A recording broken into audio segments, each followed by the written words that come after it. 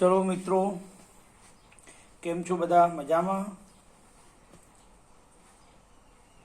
जो मित्रों, आजे आपणे तारीख 25/6/2024 अने मंगलवार विषय छे विदिक भाग 1 अने विषयांक छे भावक वर्ग એટલે કે શ્રોતા વર્ગ વિશે આજે આપણે એમએડ ના ભાગ 1 भावक वर्ग अने श्रोता वर्ग विषे मित्रों आज अभ्यास करवा जई रह्या छीए। तो मित्रों भावक वर्ग एटले शुं ए विषे खास आपने ए खबर होवी जोईए के भावक वर्ग एटले शुं। मित्रों भाव शुं छे एटले के भावक वर्ग शुं छे एटले के मित्रों सांभळनार वर्ग जेनामां जे भाव उपजे छे ए सांभळवाथी उपजे छे एटले के सांभळनार वर्ग छे श्रोता वर्ग छे। फक्त ने फक्त सांभळे छे, ए कंई करता नथी। शिक्षक भणावे छे अने विद्यार्थी सांभळे छे। ब्राह्मण कथा करे छे अने प्रजा ते सांभळे छे। ब्राह्मण पुराण वांचे छे, प्रजा सांभळे छे।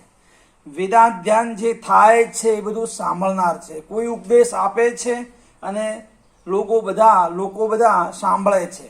एटले आ सांभळनार जे वर्ग छे एना विषे आजे खास चर्चा करवा जई रह्या छीए। जे आज सुधी एमएड ની અંદર આ પહેલો લેક્ચર છે જે ભાવક વર્ગ અને શ્રોતા વર્ગ છે એના વિશે આજે આપણે અભ્યાસ કરવા જઈ રહ્યા છીએ કે સાંભળનાર વર્ગ જે લોકો છે એ કેવા પ્રકારના કેવી રીતે સાંભળે છે અને કેવી રીતે પોતે કાર્ય કરે છે કે જ્યારે બાળક માતાના ગર્ભની અંદર હોય છે ત્યારે जो सांभळजो बराबर, ज्यारे बाळक माताना गर्भनी अंदर होय छे अने 7 मासनुं એટલે કે 7 મહિનાનું થાય છે ત્યારે જ્ઞાનની પ્રાપ્તિ થવા લાગે છે।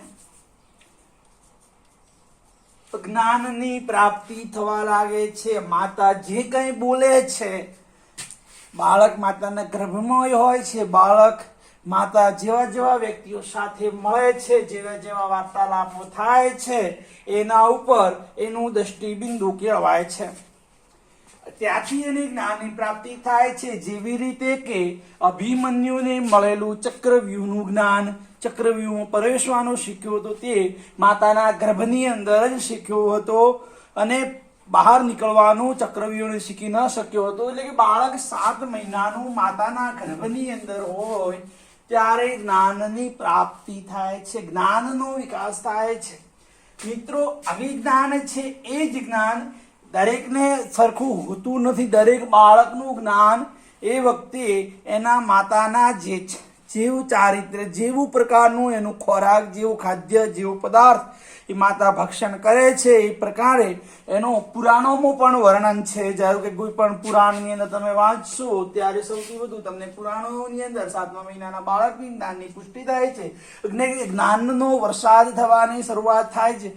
એ માતા પિતાના આજુબાજુના વાતાવરણ એની સાથે બેઠક ઉઠક થનારા વ્યક્તિઓ સાથેના સાંભળવાની શરૂઆત કરી નાખે છે। એટલે કે ભાવક વર્ગ બની જાય છે, સાંભળનાર એ વ્યક્તિ તરીકે બને છે। હવે ભાવક વર્ગ કેટલા પ્રકારના છે? જો મિત્રો 4 પ્રકારના છે ભાવક વર્ગ। કેટલા પ્રકારના? 4। એક ભાવક વર્ગ છે તૂતા, બીજો છે સડ, ત્રીજો છે જડ અને ચોથો છે સુબોધતા। એ 4 પ્રકારે સાંભળવાની પ્રકૃતિ દાખવે છે બાળક, એટલે કે પ્રજા જે સાંભળે છે 4 પ્રકારનું વર્તન એના આનુવંશિક લક્ષણો પરથી ઉતરી આવે છે। પહેલું છે તૂતા, એટલે કે સાચું બોલી અને હસી કાઢવું। તમારી જોડે એક સાચું બોલી નાખે, ક્યારેક ખોટું ના બોલે અને પછી એ હસી નાખતો હોય છે। એટલે કેટલાક એના ઉપર અવિશ્વાસ પેદા થઈ જાય એવું પ્રકારનું વર્તન એ વ્યક્તિ કરતો હોય, સાચું બોલતો હોય છે। એને સાચું બોલી અને એની પ્રકૃતિ એવી કેળવાય છે, એની માતાના લાક્ષણિકતાઓ અને જ્ઞાનની પ્રાપ્તિ 7મા મહિના જે પ્રકારની બનાય છે એ પ્રકારે એ હસી કાઢે છે। બીજું છે સડ। સડ એ પ્રકારની વ્યક્તિ શક્તિ છે અજોડ છે। એવી શક્તિ હોય છે કે એ બધાને શક્તિવાન માને છે, એટલે કે બધા મારાથી ચડિયાતા નહીં, બધા શક્તિમાન છે, બધાની જોડે તાકાત સરખી છે, મારામાં જે તાકાત છે એવી ને એવી બધાની અંદર તાકાત છે. બધાને સમરૂપ જોવાનો પ્રયત્ન એ ષડ નામનું જ્ઞાન ધરાવનારો વ્યક્તિ હોય છે, સાંભળનાર વ્યક્તિ હોય છે. ત્રીજો છે જડ વ્યક્તિ, એટલે કે ન તિરસ્કાર કરે કે ન કોઈને પુરસ્કાર આપે. એની પાછળ ગમે એટલું સારું કાર્ય કર્યું હોય તો એ કઈ જ પ્રકારનું કરતો નથી, ન તિરસ્કાર કરે, ન એનું અપમાન કરે, ન એને અપમાનને સહી લે. એ પ્રકારે કોઈ પણ કાર્ય કરતો નથી, ફક્ત સાંભળે જ રાખે છે. એ છે જડ. ચોથું છે સુબોધતા, એટલે કે સારો બોધ મેળવવા માટેનો આનો મુખ્ય જે સુબોધતા જ્ઞાન મેળવે છે. કેવી પ્રકારનું જ્ઞાન છે કે અસત્યતા સાથે સંકળાયેલો છે. અસત્યતાને હંમેશા એ સાચું માની બેસે છે અને સત્યતાને સાચું માનતો નથી, અને એ મનની અંદર મૂંઝાવનારો વ્યક્તિ હોય છે. જ્ઞાનની અંદર જે માતાના ઘર માતાઓ જે મનમાં મૂંઝાતી હોય છે, બાળકની અંદર પણ મનમાં મૂંઝાવવાનો પ્રયત્ન હોય છે. પોતે ન તો કોઈને સહી શકે, ન કોઈને કહી શકે, મનની અંદર મૂંઝાય. અને કોઈને હવે ધારો કે કોઈ વ્યક્તિ હોય, એને કોઈ બીમારી થઈ છે, એને ગોળી ભૂલી ગયો છે, ગોળી લીધી કે નથી લીધી એને ખબર નથી. બીજા લોકો એને પૂછે છે કે ભાઈ તે ગોળી લીધી, તારી આ બીમારી તે ગોળી લીધી કે નહીં? તો એ વ્યક્તિ મનની અંદર મૂંઝાય છે કે મને બલ્યું કોઈ યાદ નથી કે લીધી કે નથી લીધી. એ કોઈને કહેતો નથી કે આ ભાઈ લઈ લીધી, હું પેલા મને કહી દે છે, અને મનની અંદર એ વ્યક્તિ મૂંઝાતો હોય છે. એ વ્યક્તિ એટલે કે સુબોધતા છે. ચોથું એટલે કે આ ચારે ચાર ભાવક વર્ગની અંદર જોવા મળે છે. એ પહેલાના સમયમાં પણ જોવા મળતું ને અત્યારના સમયમાં પણ જોવા મળતું. વેદિક કાળની અંદર પણ આવી પ્રજાઓ હતી જે તુતા હતી, સાચું બોલી નથી કાઢતી. પહેલા હતી ને અત્યારે છે. પહેલા એ સડે હતી, જડે હતી, અને સુબોધતા પહેલાના સમયે હતી ને અત્યારના સમયમાં છે. પણ જે કઈ છે એ માનસિક રીતે એટલે કે જ્ઞાનની પ્રાપ્તિ માતાના ગર્ભની અંદર જે પ્રકારનું વર્તન થાય છે, એ પ્રકારે એ ભાવક વર્ગ એટલે કે શ્રોતા વર્ગ ઘડાય છે. આપણે એમએડ ની અંદર આ સરસ મજાનો એક ટોપિક છે, અને એ ટોપિક મુખ્ય આપણે લાવ્યો છે ભાવક વર્ગનો. હવે ભાવકનું મુખ્ય અભિમાન હું પર રહેલું છે.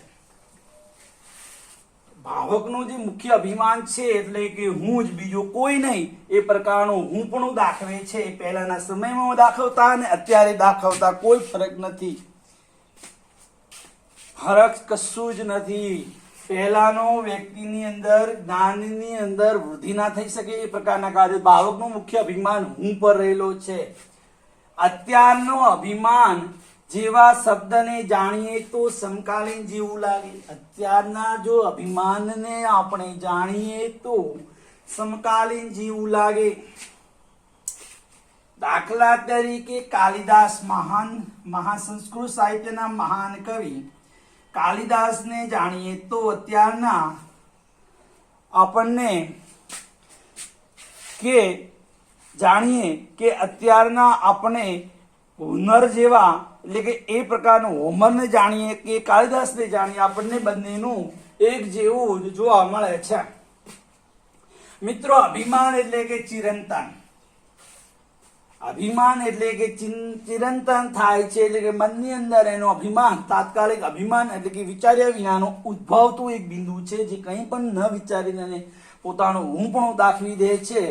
અને એ પહેલાના સમયમાં પણ જોવા મળતું, અત્યારે પણ જોવા મળે છે. અત્યારે લોકો કહે છે કે અભિમાની, કળિયુગના અભિમાની એટલે કે બાપ રે બાપ, ખૂબ જ અભિમાન આવી ગયું છે. પહેલાના જ્ઞાનની અંદર, માતાના જ્ઞાનની અંદર બદલાવ અત્યારના સમયમાં ખૂબ જોવા મળે છે. મિત્રો, 7મા મહિનાના માતાના ગર્ભમાં હોય છે. આજુબાજુનું વાતાવરણ ખૂબ જ જવાબદાર છે. અભિમાન નહોતું એ તો વાત ખોટી છે. અભિમાન તે સમયે હતું, અત્યારના સમયના માનવોની અંદર પણ જોવા મળે છે. અત્યારની હમણાંની પરિસ્થિતિને સાંકળી લે છે. અત્યારની અને હમણાંની પરિસ્થિતિ સાંકળી લે છે. ભાવક વર્ગના 3 પરિબળો છે: વાદ, વિવાદ અને સંપ્રદાય. ભાવક વર્ગ એટલે કે સાંભળનાર વર્ગના 3 પરિબળો છે. વાદ એટલે કેવું મિત્રો? જો અત્યારનો જે વાદ છે એ આધુનિકતાવાદ. અત્યારે આધુનિકતાવાદ ચાલે છે, એટલે કે જેના કેન્દ્રમાં અધુના શબ્દ રહેલો છે. વિવાદ અને સંપ્રદાય, કોઈ એકબીજાના સંપ્રદાયના કટાર વિરોધી બની જાય છે, વાદ વિવાદ અને સંપ્રદાય સાથે જોડાયેલા છે. હવે જો તો ઈશ્વરને કેન્દ્રમાં રાખ્યા વિના કાર્ય કરવું એટલે નિરેશ્વરવાદ. અત્યારે કળિયુગની અંદર આપણને ભાવક વર્ગ એવા જોવા મળે છે જે ઈશ્વરને કેન્દ્રમાં રાખતા નથી. પહેલાના માનવો ઈશ્વરને કેન્દ્રમાં રાખી અને અભિમાન કરતા. પહેલાના લોકોની અંદર અભિમાન કેવું હતું કે ઈશ્વરને કેન્દ્રમાં, એના માતાના જ્ઞાન પ્રાપ્તિના વિચારો ઈશ્વરને આધીન હતા ને ઈશ્વર ઉપર જ એ લોકો અભિમાન કરતા. અત્યારે ઈશ્વરને કેન્દ્રમાં રાખ્યા વિના જે અભિમાન થાય છે એ અત્યારના કળિયુગનું એ મહાન ભાવક વર્ગ પોતે અભિમાન કરે છે. કોઈ પ્રવચન આપે છે, કોઈ શિક્ષક ભણાવે છે, કોઈ વ્યાખ્યાન કરે છે, એને હસી કાઢે છે અને સાચી રીતે સમજ ના આપે, રમૂજ ના આપે, એ પ્રકારના કાર્યો હોય છે. યાંત્રિક એટલે કે જીવંત નથી તેવું જડ કૃત્રિમ. અત્યારે જે સંશોધનો થયા છે, જે કઈ રચનાઓ થઈ છે એ આપણને જીવંત નથી. એ વસ્તુ આપણે રેલવેની શોધ થઈ, રેલવે ચાલે છે, આપણને એમ લાગે રેલવે જીવંત નથી પણ કૃત્રિમ રીતે બનેલી છે અને જીવંત હોય તેવો આભાસ યાંત્રિક સાધનો દ્વારા આપણને યાંત્રિકતા તરફથી મળે છે. મિત્રો, એ જેનો સંઘર્ષ છે અભિમાનનો, એ સત અને અસત સાથે, સય અને પય સાથે, ઊંચ અને નીચ જાતિ સાથે, મહાન અને હીન સાથે, શુભ અને અશુભ સાથે, ભદ્ર અને અભદ્ર સાથે હું મારું જ કલ્યાણ કરું, બીજાનું કલ્યાણ થવા ન દઉં. સત્ય અને સત અને અસત, જૂઠું બોલવું, ક્ષય પ્રય થવું, પ્રય તરફ જોવું, ઊંચ નીચું કરાવવું, મહાન હીનતા દાખવી, શુભ અને અશુભ કાર્ય થવા, એટલે કે શુભ તરફ જાય, કેટલાક અશુભ તરફ જાય. એટલે કે અસુરી શક્તિનો, એટલે કે દેવી શક્તિ કરતા અસુરી શક્તિનો પ્રભાવ અત્યારે આપણને અત્યારના ભાવક વર્ગની અંદર જોવા મળે છે. એક ચીતે ન બેસવું, મુખ્ય લક્ષણ એમનું શું છે? એક ચીતે બેસે નહીં. બેઠા હોય એટલે કે એ સાંભળતા સાંભળતા હસી કાઢે છે અને હસવા લાગે છે, એવા પ્રજા આપણને જોવા મળે છે. અને આ પ્રજા ઈશ્વરને કેન્દ્રમાં રાખ્યા વિના કાર્ય કરતો ભાવક વર્ગ હોય છે, જે ઈશ્વરને કેન્દ્રમાં રાખી અને ભગવાન જે કંઈ આપે એ સારા માટે જ છે અને એ જ ભાવક વર્ગ સ્વીકારી અને બીજાની જે અવગણના ન કરે અને સાચી રીતે ભાવક વર્ગ તરીકે પોતે સાંભળનાર વ્યક્તિ છે તેવી રીતે સાંભળે તો એ ઉત્તમ ભાવક વર્ગની રચનાને ઉત્તમ બનાવી શકે છે. મિત્રો, હવે ખબર ના પડી હોય તો ભાવક વર્ગ વિશે, શ્રોતા વર્ગ વિશે એટલે કે સાંભળનાર વર્ગ વિશે જો ખબર ના પડી હોય તો મિત્રો પૂછી શકો છો. એક સાજ વ્યક્તિઓ 4 પ્રકારના હોય છે: તુતા, સડ, જડ અને સુબુદ્ધતા. તુતા એટલે કે સાચું બોલી અને હસી કાઢવું.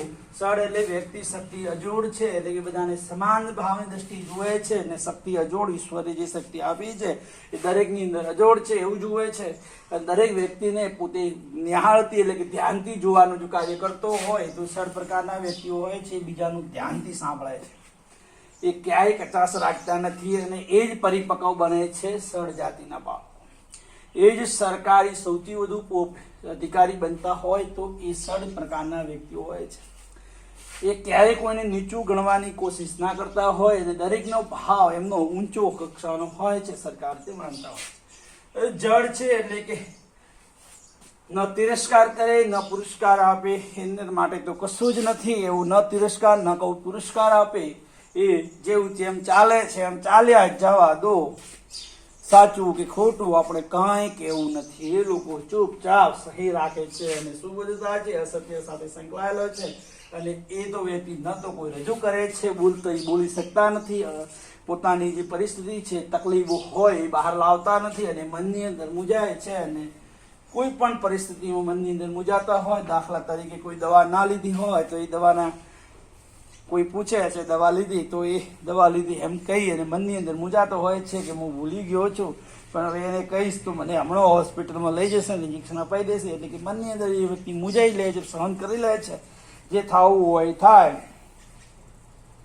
જે અત્યારની પરિસ્થિતિ, હમણાંની પરિસ્થિતિ જે પ્રકારના, એટલે કે દાખલા તરીકે કોઈ આંદોલન હોય તો આંદોલનની અંદર આપણે જોઈએ તો કે સત્યાગ્રહ આંદોલન, અહિંસા આંદોલન થયું કે ગ્રામીણ આંદોલન થયું, શહેરી આંદોલન થયું કે જ્ઞાતિનું કોઈ આંદોલન થાય તો એ આંદોલનની રીતે એના પરિબળો ઉપર અસર કરે છે. કોઈ સંપ્રદાય ઉપર હોય, આધુનિક સંપ્રદાય હોય કે રાષ્ટ્રીય સંપ્રદાય હોય કે સામાજિક સમાજલક્ષી કે જૈન સંપ્રદાય હોય કે પારસી હોય સમાજ સંપ્રદાય હોય કે બ્રાહ્મણ સંપ્રદાય હોય, એ પોતપોતાના ભાવક વર્ગની અંદર જોવા મળે છે. વાદની અંદર જોઈએ તો આધુનિકતાવાદ હોય કે સામાજિકવાદ હોય, રાષ્ટ્રવાદ હોય, સમાજવાદ હોય કે માર્ક્સવાદ હોય કે સ્વચ્છતાવાદ હોય કે અભિવ્યંજનાવાદ હોય, એ આપનાર કોચિંબંધ વૈજ્ઞાનિક હતા. જે વિમાનવાદ, જે અભિવ્યંજનાત્વાદ છે, એ જ્ઞાન આપનારો એ કોચ નામનો મનોવૈજ્ઞાનિક હતા. એટલે કે